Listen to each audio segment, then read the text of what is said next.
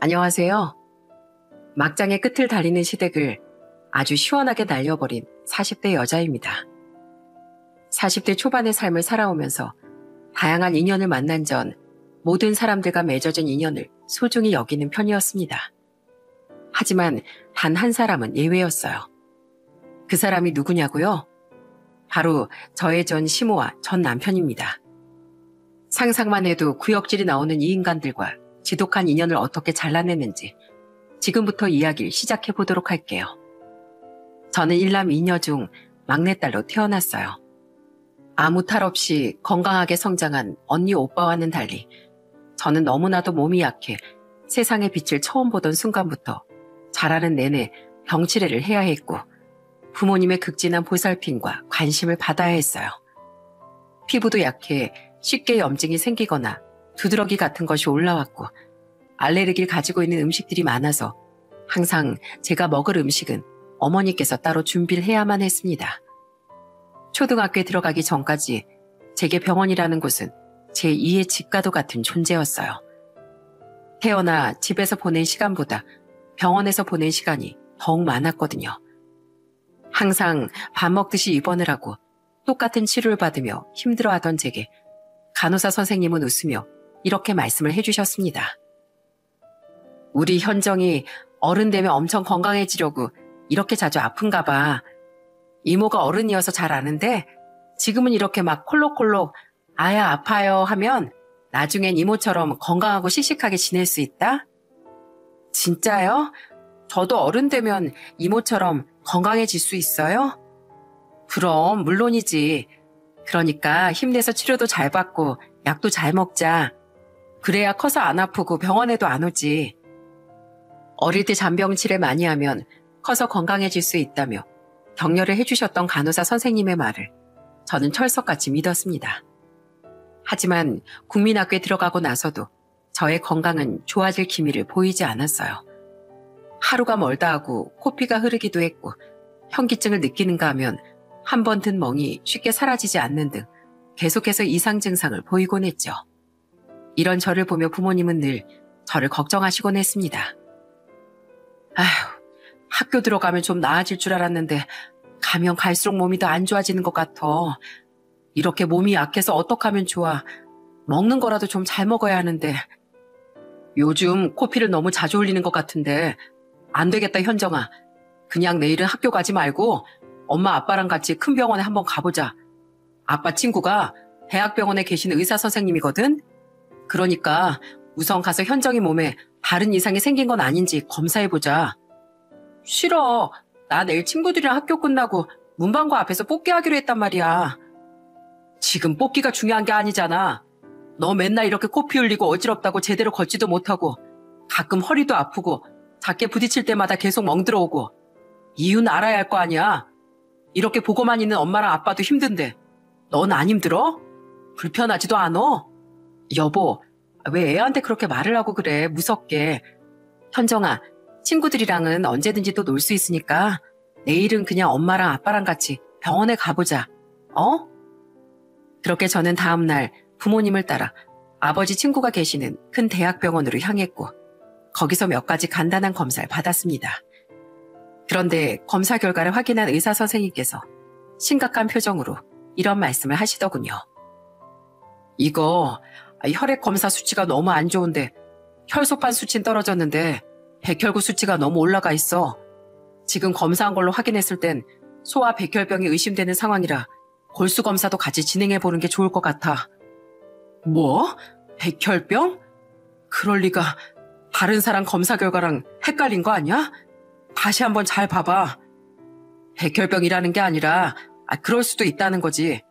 그러니까 검사를 좀 해보자는 거고. 그렇게 오래 걸리진 않을 거야. 만에 하나를 위해서니까 우선 추가 검사 받으러 가자. 추가 검사까지 진행한 뒤 정확히 내려진 저의 병명은 소아 백혈병이 맞았습니다. 한창 친구들과 추억을 쌓으며 뛰어놀아야 할 시기에 청천벽력 같은 진단을 받게 된 거죠. 백혈병이라는 병이 얼마나 어마무시한 질환인진 잘 알고 있었기에 부모님도 저도 그리고 뒤늦게 소식을 듣게 된 언니와 오빠도 절망에 빠지고 말았습니다. 그날부터 저희 가족의 일상은 저로 맞춰줬어요. 언니와 오빠는 학교가 끝나자마자 제가 있는 병원으로 달려와선 제 옆에서 저의 말동무가 되어주었고, 부모님은 저의 힘이 돼주셨습니다. 치료를 받는 과정은 정말 고되고 지치고 괴로웠지만 그래도 옆에서 지켜보고 있는 가족들의 마음이 더욱 아프고 힘들 거라는 걸 알기에 아프다는 어리광조차 부리지 못했어요. 학교에 나가는 시간은 극히 적었고 병원에서 치료를 받으며 하염없이 창밖만 바라보는 날들이 늘어갔습니다. 소아암 병동에 있다 보니 아주 가끔 또래 친구들이 세상을 떠나는 모습을 지켜보기도 했는데 그 광경을 볼 때마다 무섭더라고요. 어른이 되고 싶었고 친구들과 함께 모여 추억을 쌓고 싶었고 무엇보다 가족들과 함께 행복하게 살고 싶었거든요. 아프다는 말 한 번 제대로 하지 못했지만 그런 생각이 종종 찾아올 때마다 부모님을 붙잡고서 살고 싶다고, 죽는 게 너무 무섭다고 그렇게 약한 말을 내뱉곤 했습니다. 엄마, 나 살고 싶어요. 너무너무 살고 싶어요.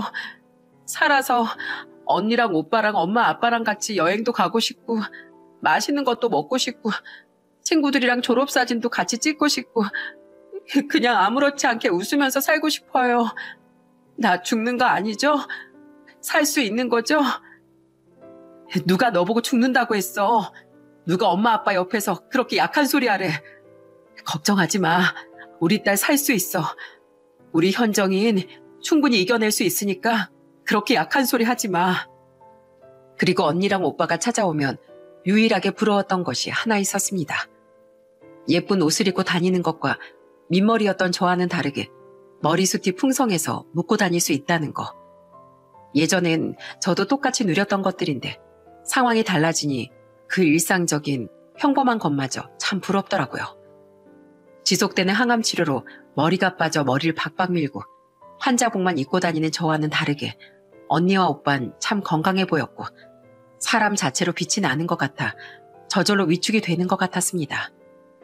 그런 제 모습을 보며 언니와 오빠는 제 손을 잡고 이렇게 말해줬어요. 세상에 살다 살다 동생이 내 머리숱을 부러워해주는 날이 다 오네. 걱정하지 마. 네 머리도 나중에 시간 지나면 다시 나처럼 자라. 너 나중에 다 낫고 나서 머리 길면 그때 네가 묶어달라는 대로 내가 다 묶어줄게. 강현지, 너 현정이 앞에서 분명 약속했다. 내가 증인이야. 거참, 사람 속고만 살았나. 현정아, 오빠 참 이상한 사람이다. 그치? 이렇게 맨날 찾아와 투닥거리는 언니 오빠를 보고 있으면 그냥 저도 모르게 웃음이 나더라고요. 그리고 어느 날은 오빠가 제게 팔찌 하나를 끼워줬습니다. 굉장히 투박한 모양새였기에 하는 건 아니고 직접 만든 건가 싶어 물어봤었는데 오빠의 대답을 듣고 저는 조용히 눈물을 흘릴 수밖에 없었어요. 학교에서 내가 직접 만든 거야. 너 빨리 낫게 해달라고. 이제 그만 아프고 우리랑 같이 아무 걱정 없이 건강하게 뛰어놀 수 있게 해달라고 기도하면서 만들었어. 소원 팔찌라고 이름도 붙였다? 내가 구슬 하나를 넣으면서 빌었으니까 효과 좋을 거야. 그러니까 빼지 말고 계속 끼고 있어. 알겠지? 이렇게 저 하나만을 생각하는 가족들 때문에 부정적인 생각이 들더라도 곧바로 마음을 다잡았습니다. 그렇게 저는 가족들의 사랑과 힘 속에서 이 악물고 고통스러운 항암 치료들을 모두 견뎌내고서 비로소 병을 이겨내고 어른으로서의 길에 한 발짝 발을 내디딜 수 있었어요. 평범한 일상을 누릴 수 있음에 감사하고 또 하늘이 내려주신 두 번째 삶의 기회라고 생각하면서 정말 하루하루를 열심히 살아갔습니다. 언니와 오빤 좋은 대학에 들어갔고 그 모습을 보면서 나름의 탄력을 받은 전 고등학교 3학년이 되었을 무렵 수능 준비에 박차를 가했어요. 이미 병을 이겨냈지만 부모님께선 공부를 하는 저를 보시며 혹시라도 또 아프진 않을까, 또 쓰러지진 않을까 노심초사하며 늘 제게 이렇게 말씀하셨습니다. 대학 안 가도 되니까 쉬엄쉬엄 해. 엄만 그러다 너 또 쓰러질까 봐 걱정이다. 아이고 엄마, 나 정말 괜찮아. 내 몸은 내가 제일 잘 알고 제일 잘 컨트롤해. 그러니까 너무 걱정하지 마셔. 나 힘들면 쉬어가면서 하고 있으니까. 그렇게 저는 건강도 지켰고 할 것도 다 해가면서 정말 열심히 학창 시절을 보냈습니다. 그리고 수능 성적 또한 나쁘지 않았기에 언니와 오빠를 따라서 좋은 대학에 진학할 수 있었죠. 언젠가 창문을 바라보며 어른이 될 수 있을까? 나도 남들처럼 평범한 직장을 다니면서 일상을 얘기할 수 있을까? 그렇게 생각했던 게 엊그제 같은데 자라서 대학생이 되다니 정말 꿈만 같더라고요. 그로부터 5년이라는 시간이 흐르고 저는 은행원으로 취업을 하게 됐습니다. 혈액암에 걸려 한치 앞의 미래도 내다볼 수 없을 정도로 불안했던 제가 어른이 되어 버젓한 직장까지 가지게 되니 집에선 두말할 것 없이 정말 진심을 담아 기뻐했습니다. 그리고 이제는 제가 아프지 않으니 집에도 어느 정도 여유가 생겼기에 부모님께선 그동안 계속해서 마음속으로만 품고 계셨던 한식당 장사를 시작하셨어요. 시간은 흐르고 흘러 30대 중반의 나이가 됐을 때쯤 저는 남편을 만나게 됐습니다. 남편을 처음 만난 그날은 비가 참 많이 내리는 날이었고 칠칠맞게도 버스에서 우산을 두고 내리는 바람에 직장까지 비를 쫄딱 맞으며 달려가야 했어요. 두고 내릴 게 따로 있지. 이렇게 비가 퍼붓는 날에 버스에서 우산을 두고 내릴 건 뭐람? 에라 모르겠다 싶은 마음으로 양손으로 머리를 대충 가리고 구두를 신고서 달려나가려는데 그때 누군가 옆에서 쓱 다가와 우산을 씌워주더군요. 우산 없으세요? 없으시면 같이 쓰고 가요. 네? 아니에요. 괜찮아요. 저 어차피 뛰어가면 금방이라서요. 저기 보이는 은행 건물 보이시죠? 저기가 제 직장이에요. 그래요? 마침 잘 됐네요. 저희 회사는 바로 옆에 있거든요. 은행 앞까지 제가 데려다 드릴게요. 처음 받아보는 낯선 사람의 호의가 부담스러워 괜찮다고 한사코 거절했지만 결국 남편은 저를 직장 앞까지 데려다주고 인사까지 한 다음 유유히 사라졌습니다. 참 희한한 사람이다 싶었지만 그래도 모르는 사람에게 다가가 우산을 씌워주겠다고 말한 그 용기도 대단하다는 생각이 들어 그냥 고마운 사람이구나. 비 안 맞고 왔으니 그걸로 됐다고 생각했죠. 그런데 그 이후부터 남편이 길에서 계속 보이더라고요. 출근길은 물론이고 퇴근길에서도 점심을 먹으러 가는 길에도 식당에서도 이 정도면 우연을 가장한 운명이 아닐까 싶을 정도로 자주 마주치니 이제는 내적 친밀감까지 생기더군요.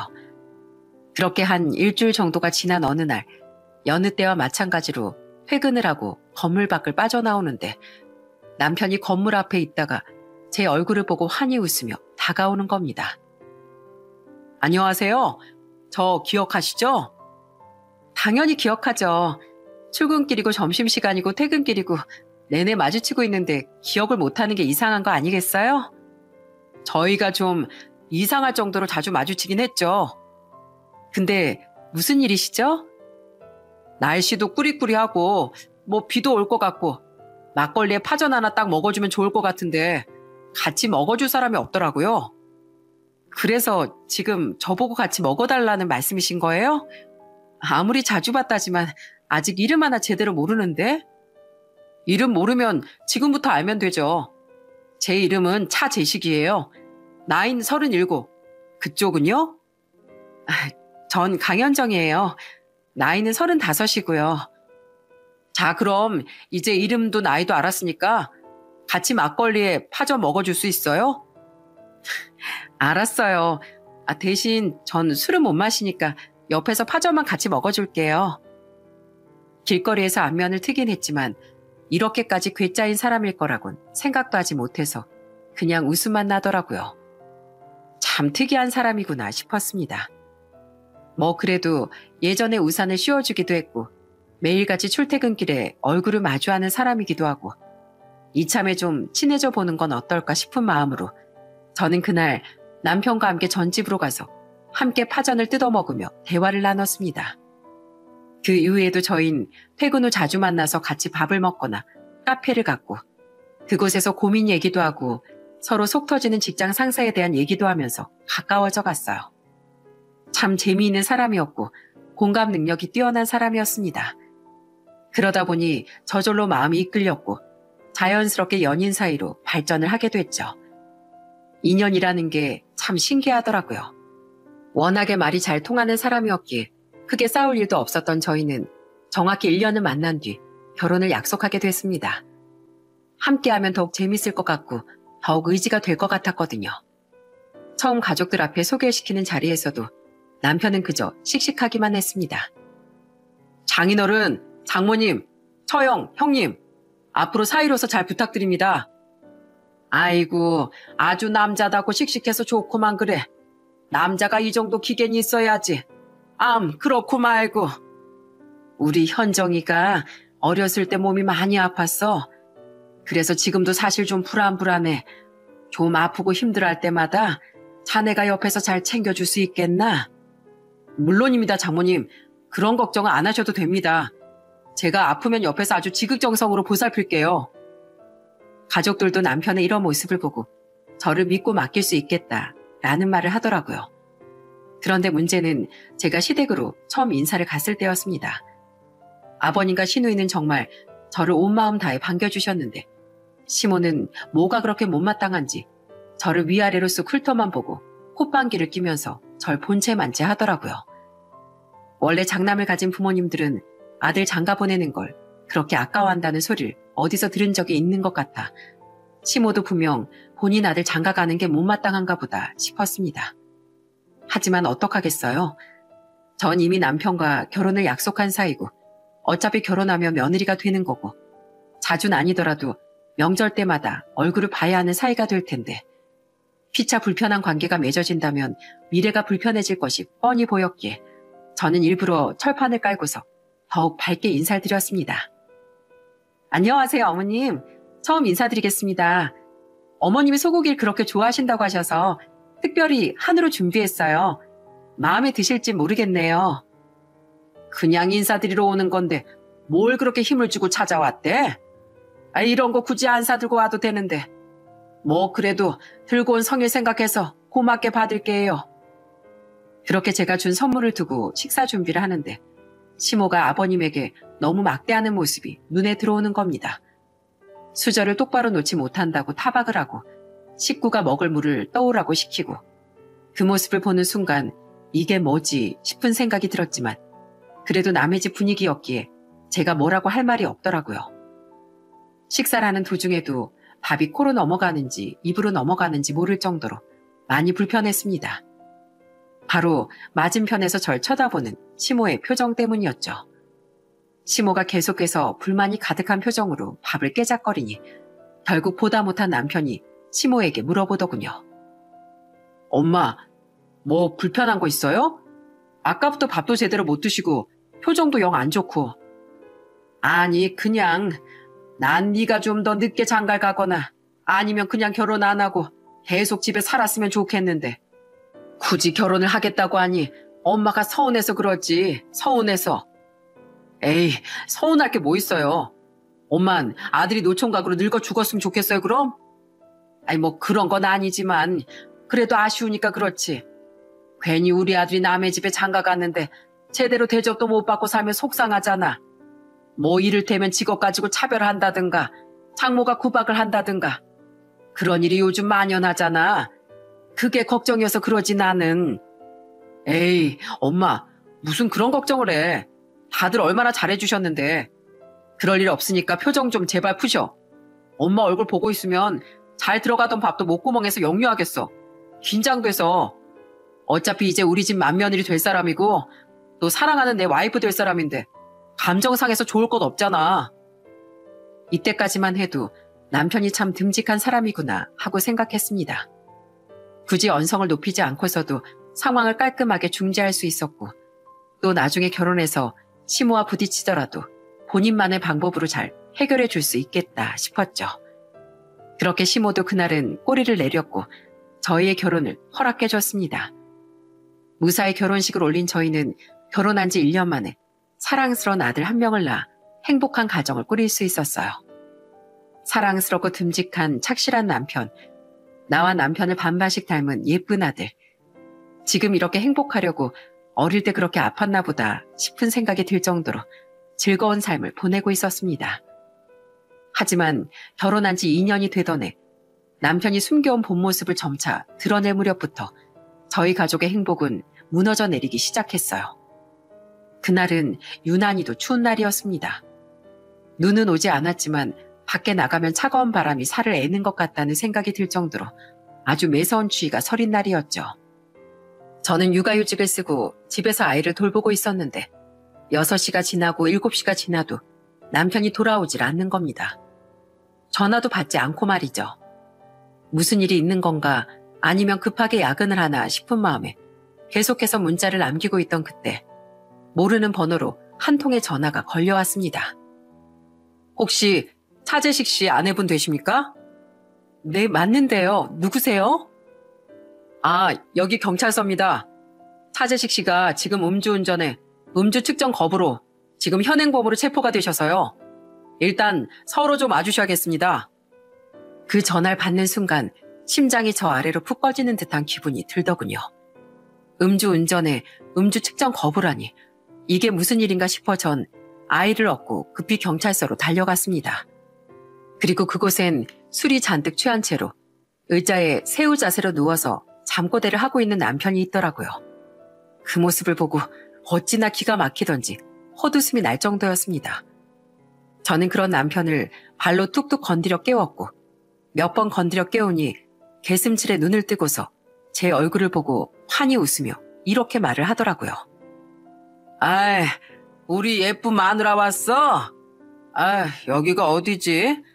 왜 이렇게 사람이 많아? 야, 음주운전이라니 대체 무슨 짓을 한 거야? 여보, 내가 미안해. 내가 퇴근하고 친구들이랑 딱 한 잔만 마시려고 했거든. 근데 어쩌다 보니까 2병을 넘게 마셔버렸네. 그래서 딱 대리기사를 불렀는데 이것 봐라. 기사가 안 오네. 그렇게 그 자리에서 하염없이 기다려도 안 오는 거야. 그래서 에라 모르겠다. 안 걸리겠지 하는 마음으로 이렇게 딱 운전대를 잡았는데 걸려버렸어. 근데 뭐 어쩌겠어. 이미 걸렸는데. 당신 술 깨고 나서 보자. 그리고 나서 자세한 정황을 알아보니 다행히 인명피해가 있진 않았더라고요. 초범이지만 음주운전이었기에 벌금이 정말 어마무시했고 벌금의 액수를 듣는 순간 정말 미쳐버리는 줄 알았습니다. 안 그래도 아이가 있었고 또 한 달에 나갈 돈만 해도 수두룩한데 벌금이라는 치명타까지 맞으니 머리가 다 아프더라고요. 그리고 다음날 남편은 본인이 음주운전을 했는지조차 기억을 하지 못했습니다. 그저 아픈 머리를 부여잡고 술 냄새를 풀풀 풍기면서 아이고 머리야만 반복할 뿐이었죠. 저는 그런 남편을 향해 펜과 종이를 내밀면서 이렇게 말했습니다. 당신 어제 음주운전 전과 1범 된 거 알아? 뭐? 음주운전? 내가? 당신 1시간 내내 빨래방망이 두드리듯이 두들겨 맞아도 할 말 없어. 됐고 당장 여기에 각 썼어. 앞으로 죽을 때까지 술 먹고 운전대 잡는 일 만들지 않겠다. 혹시라도 술 약속이 잡히게 되면 차는 꼭 집에 두고 대중교통 이용하겠다고. 이 약속 지키지 않으면 그땐 바로 이혼 도장 찍어도 할 말 없는 걸로. 그래. 당연하지. 내가 지금 바로 각 썼을게. 남편은 황급히 펜을 꺼내들며 제가 말해준 내용들을 받아 적었고 저는 그 각서를 액자에 고이 넣어서 거실 제일 잘 보이는 곳에다가 걸어뒀습니다. 그런데 술로 인한 사고는 이게 끝이 아니었어요. 그 일이 있은 후 얼마 지나지 않아 경찰서에서 또 한 번 연락이 왔는데 이제는 폭행 전과까지 플러스가 되게 생겼더라고요. 음주운전을 하지 말라고 했더니 술을 퍼마시고 주먹 다짐을 해서 경찰서에 잡혀간 것이었습니다. 진짜 반쯤 정신이 나가버릴 것 같았지만 우선 아이를 데리고 경찰서로 향한 저는 벌어진 모든 광경들에 할 말을 잃고 말았어요. 셔츠 단추는 몇 개가 뜯어져 있고 넥타이는 다 풀려서 아주 그냥 소리를 고래고래 지르며 난동을 피고 있더라고요. 야, 너 일로 안 와?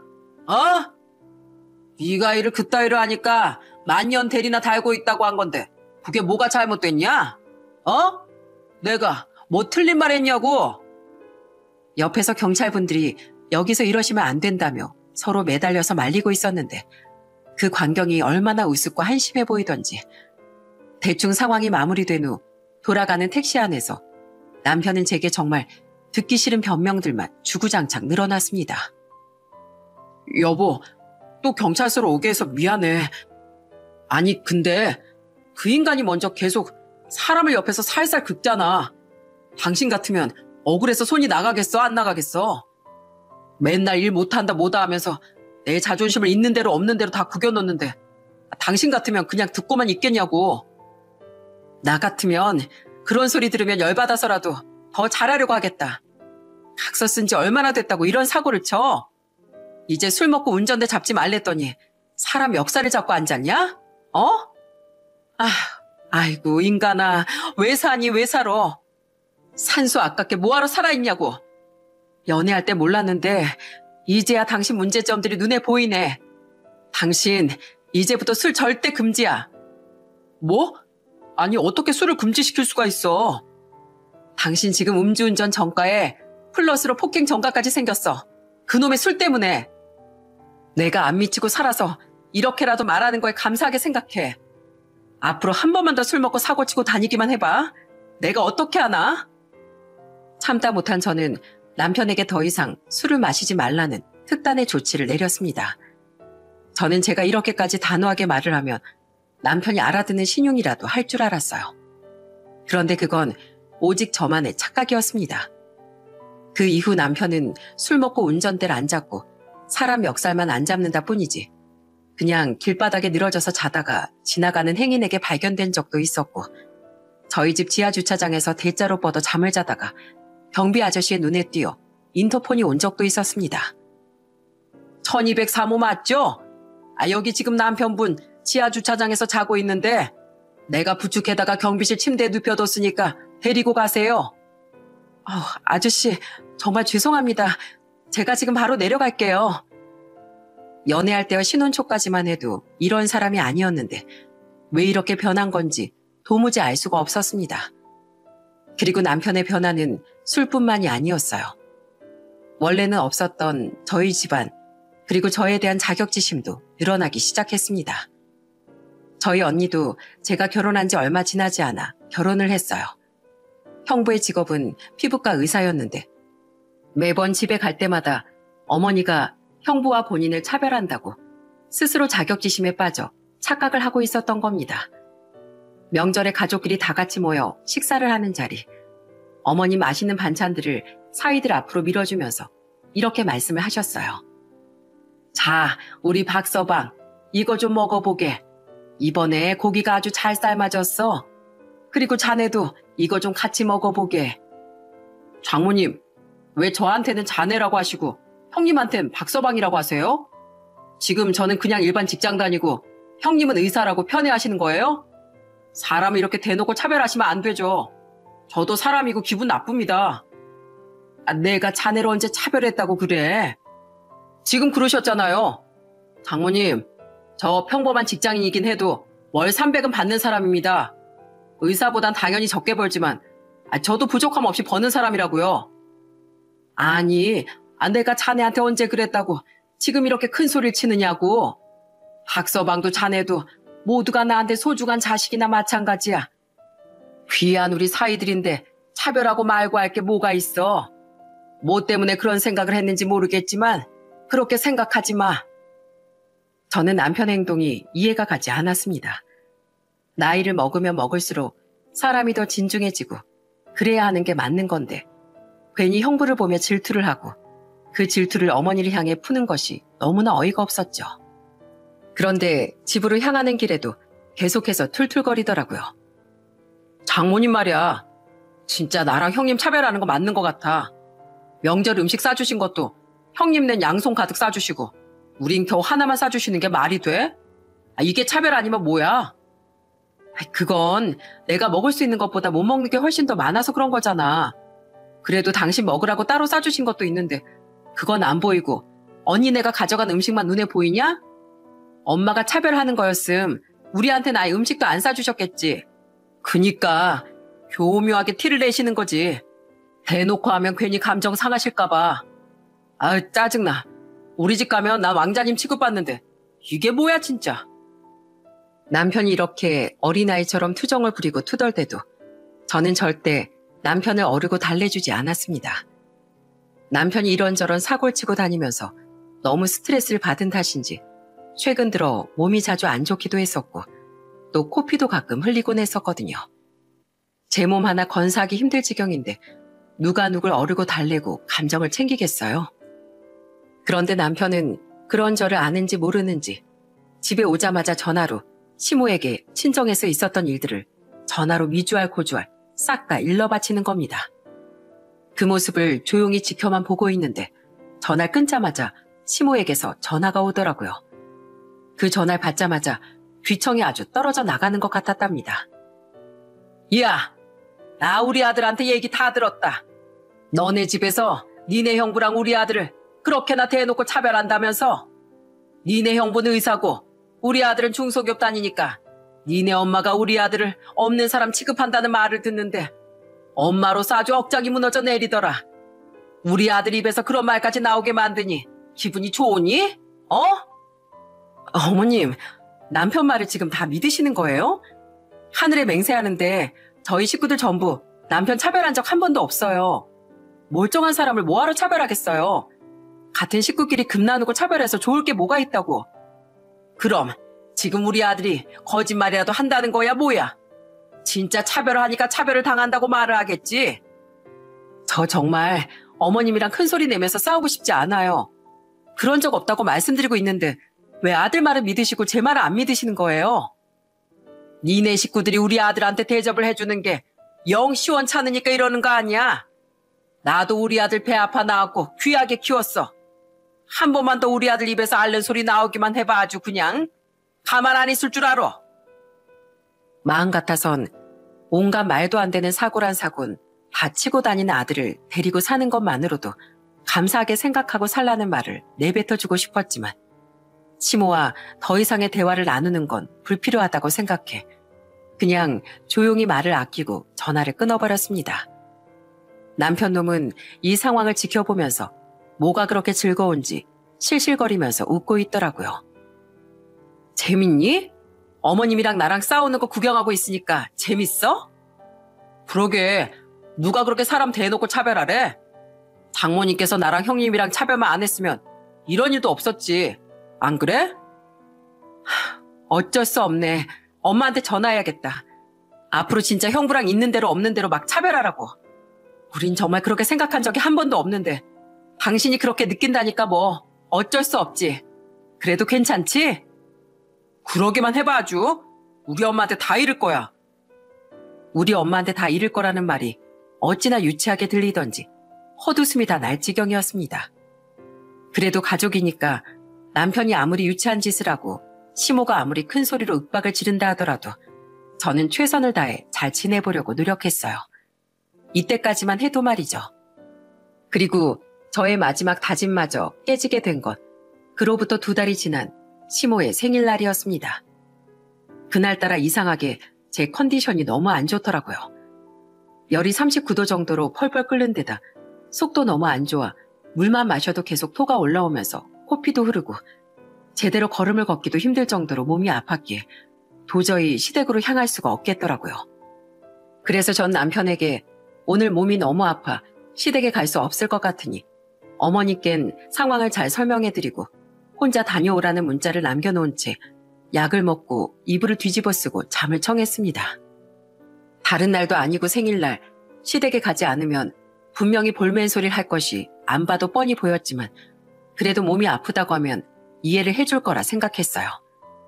그렇게 시간이 흘러 저녁쯤 됐을 때 휴대폰이 계속해서 요란하게 울리더라고요. 수신자는 아니나 다를까 시모였습니다. 처음엔 싸울 힘도 없고 컨디션도 너무 좋지 않아 전화를 받지 않았지만 받을 때까지 전화를 걸 심산인지 계속해서 휴대폰이 울리던 탓에 결국 저는 전화를 받았어요. 네, 어머님. 그놈의 몸뚱아리는 어떻게 된 게 시도 때도 없이 아프다니? 여자가 몸이 그렇게 약해 빠져서야 원. 그것도 다 꾀병이다, 꾀병. 우리 집에 와서 내 생일상 차려주기 싫으니까 그러는 거 누가 모를 줄 아니? 내가 며느리 복이 아무리 없기로써니 내 생일상을 내가 직접 차려 먹는 게 말이나 되냐? 어머님, 저 평소에도 몸 안 좋은 거 뻔히 알고 계시면서 어떻게 말을 그런 식으로 하세요? 저는요, 어머님이 저 마음에 안 들어 하시고 싫어하셔도 어머님이랑 잘 지내보려고 정말 많이 노력했어요. 그런데 지금 이 소리 들으니까 어머님이랑 잘 지내고 싶은 마음까지 이제 싹 사라지네요. 다른 집 시어머니들은 며느리가 아프다고 하면 병원부터 데려가 보려고 난린데 꾀병이요? 네, 어머님이 꾀병이라니까 꾀병인가 보네요. 시어머니 생신상 차려드리기 싫어서 꾀병 부린 며느린 이만 전화 끊겠습니다. 더 이상 목소리 듣고 싶지도 않으니까 전화하지 마세요. 아픈 와중에도 힘겹게 전화를 받은 걸 후회했습니다. 차라리 계속 전화를 받지 말 걸 하고 후회가 되더군요. 그렇게 있는 힘껏 내지르고 전화를 끊으니 예상과는 다르게 더 이상 전화가 걸려오진 않았습니다. 그로부터 1시간 정도가 지나고 저희 어머니에게서 전화가 걸려왔어요. 예, 너 아프다면서? 몸은 좀 괜찮니? 많이 안 좋아? 어떻게 알았어? 야, 네 시어머니가 나한테 전화 왔더라. 이놈의 여편네가 뚫린 입이라고 주둥아리 마음껏 함부로 놀리길래 내가 아주 눈물 쏙 빠지게 작사를 내버렸다. 뭐? 그게 무슨 말이야, 엄마? 그 여편네가 나한테 뭐라고 했는지 아니? 술을 대체 얼마나 처먹었는지 아주 혀가 꼬부라질 대로 꼬부라져선 딸내미 교육 좀 잘 시키랜다. 어른하고 전화를 하는데 함부로 소리 지르고 전화를 막 끊는다고. 가정교육을 발가라고 시켰냐고. 너 보고 건방지댄다. 싹수가 아주 노랗다고. 근데 되도 않은 여편네가 내 딸 욕을 하는데 내가 가만히 듣고만 있겠니? 엄만 뭐라고 했는데? 그래. 너 말 한 번 잘했다. 우리 딸내미 가정교육 손가락 발가락 다 써가며 시킨 거 너 어떻게 알았냐? 우리 집에 CCTV라도 달아놓은 줄 알았다. 불만 있으면 당장 우리 가게로 달려와. 아주 잘근잘근 갈아가지고 육회 비빔밥으로 만들어버린다고 했지. 엄마, 그런 말도 할 줄 알아? 뭐 요즘 애들 그런 말 많이 쓰더만. 그리고 나서 술 먹고 사고 친 것도 여러 번 해. 음주운전 전과 있지, 폭력 전과 있지. 당신이야말로 가정교육을 대체 어떻게 시켰으면 아들내미가 그 모양 그 꼴로 자랄 수 있느냐고. 술 먹고 운전하라고 가르쳤냐? 술 먹고 사람한테 손찌검하라고 가르쳤냐? 되도 않게 피해의식 가지고 장모한테 눈 똑바로 뜨고 대들라고 가르쳤냐? 차서방이 대체 누굴 닮아서 그 모양 그 꼴인가 골똘히 생각했었는데 이제 보니 안사돈이랑 아주 판박인 것 같다고. 엄마랑 아들이랑 술을 그렇게 좋아하니까 그렇게 사고도 치고 다니는가 보다. 이러고 말했지. 아휴, 말하고 나니까 아주 속이 그냥 뻥 뚫리더라. 아파서 웃을 힘도 없었는데 엄마 때문에 웃음이 다 난다. 그러니까 뭐래? 내가 막 그렇게 말했더니 지금 자기랑 한번 해보자는 거냐 그러기에 오냐, 나는 대환영이다. 올 거면 당장 튀어와라. 우리 집은 비빔밥이 아주 명물인데 잘근잘근 갈아가지고 육회 비빔밥 고명으로 만들어버리려니까. 정옥이 그러면 내가 안 사돈 집으로 가? 오늘 생일이라며 가서 생일 기념으로 곱창 한번 다져줘? 이랬더니 아주 꼼짝도 못하더라고. 사실 저희 어머니는 제가 태어나기 전 외할머니와 함께 시장 일을 하셨다고 해요. 그래서 그런지 몰라도 절대 남들에게 지지 않는 타입이셨고 상대방이 먼저 시비를 걸면 찰지고 아주 대차게 욕을 한바탕 퍼붓는 분이셨죠.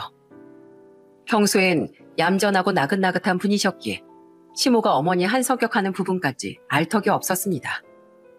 그리고 말이야, 사람이 상도덕이라는 게 있으면 적어도 9시가 넘어서 술을 처먹고 전화하지 말아야지. 그리고 며느리가 아파서 누워있으면 걱정부터 하는 게 예의 아니냐고. 아무리 우리 딸한테 못해도 안사돈 대접은 해주려 했는데 경우도 없고 눈치도 밥 말아먹고 격 떨어져서 살겠냐고. 뭐 더 할 말 있냐고 하니까 그냥 전화를 끊어버리더라. 잘했어, 엄마. 내 속이 다 시원하다. 걱정이다, 걱정이야. 계속 이렇게 살면 너 또 예전처럼 아플까 봐서.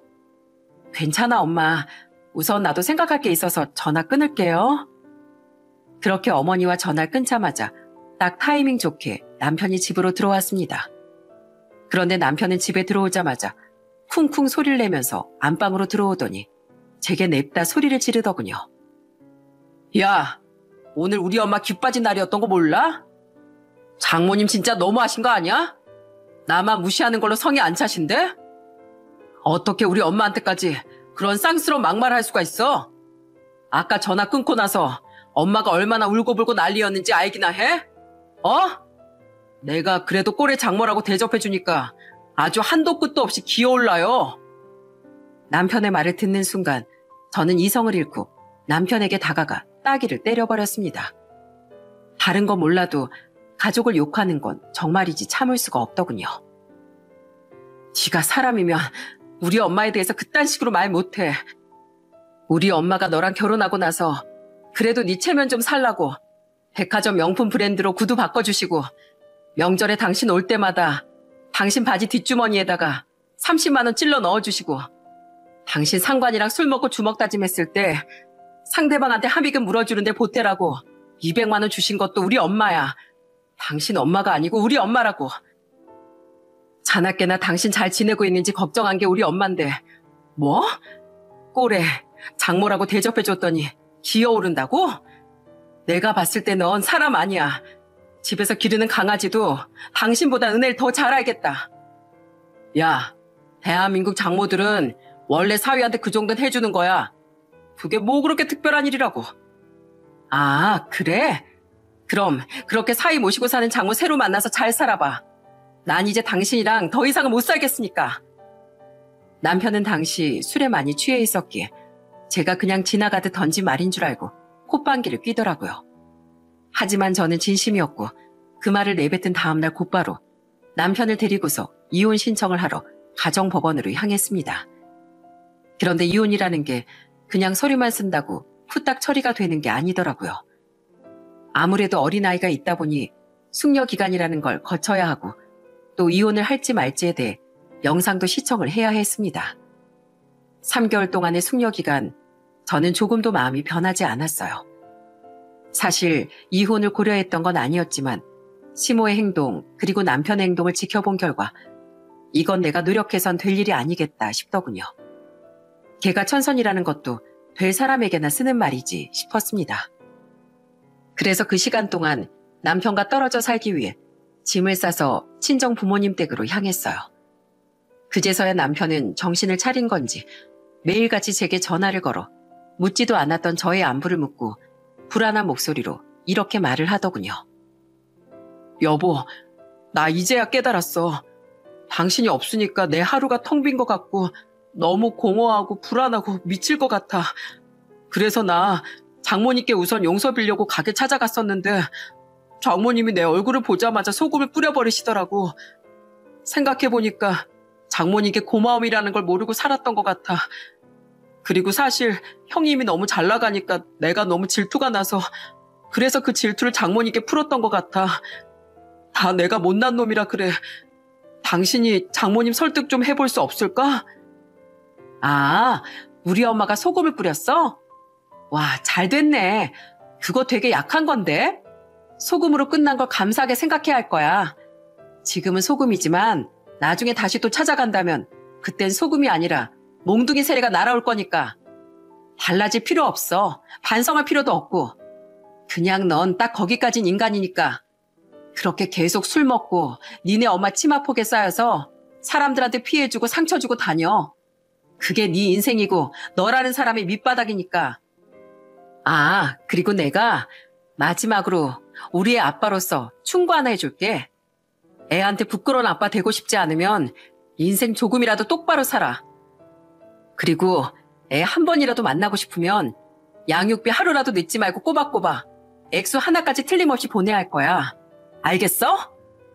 여보, 나 무섭게 왜 그래? 다신 우리 부모님 가게로 찾아갈 생각하지 마.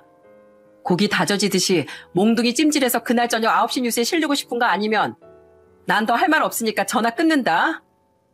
그렇게 3개월이라는 시간이 지난 후 남편의 절절한 매달림에도 불구하고 저희는 이혼을 하게 됐습니다. 그리고 그 기간 동안 시누이를 만나 알게 된 충격적인 사실이 하나 있었어요. 바로 시모도 10년 전 음주운전을 했던 전과가 있었다는 것이었죠. 이제야 퍼즐들이 하나둘씩 맞춰지더라고요. 남편이 그렇게 개차반으로 자란 건 시모의 영향이 큰 것 같다는 생각이 들었습니다. 아버님과 시누이는 좋은 사람이었기에 이혼을 하기 전날 제게 연락이 와 어딜 가든 기죽지 않고 열심히 살라고, 우리 가족에게 받은 상처들이 모쪼록 잘 치료되길 바란다는 말과 함께 저와 아들의 미래를 응원해줬어요. 덕분에 지금은 저희 부모님 집에서 아이와 함께 살면서 행복한 삶을 살고 있답니다. 건강도 지금은 괜찮아졌고 말이죠. 전 남편은 한 달에 한 번씩 늦지 않고 계속해서 양육비를 꼬박꼬박 잘 보내주고 있습니다. 여러분, 소 잃고 외양간 고친다는 속담 알고 계시죠? 일이 이미 잘못된 뒤엔 손을 쓴다 하더라도 소용이 없다는 뜻입니다. 사람에게 씻을 수 없는 상처를 주지 말고, 그리고 항상 행동거지 하나하나를 조심해서 소중한 사람들이 마음을 돌릴 일이 없길 바라는 마음에 사연을 보내게 됐습니다. 제 사연을 들어주신 분들의 하루가 무탈하고 안온하기만을 바랍니다. 감사합니다.